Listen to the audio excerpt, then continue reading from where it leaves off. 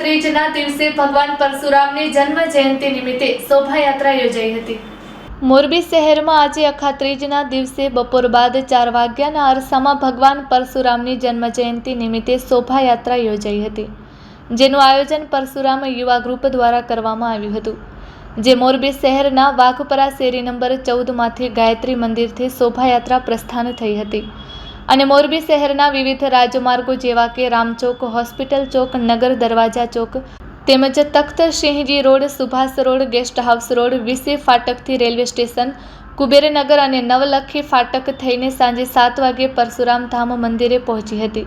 પરંતુ પરશુરામ મંદિરે પહોંચ્યા પછી ભગવાન પરશુરામની ભક્તિભાવપૂર્વકની મહાઆરતી કરવામાં આવી હતી અને આરતી બાદ દર્શનાર્થીઓ માટે અન્નકૂટ અને મહાપ્રસાદનું આયોજન કરાયું હતું। Report by Shrikant Patel, Kutch care TV news, Morbi.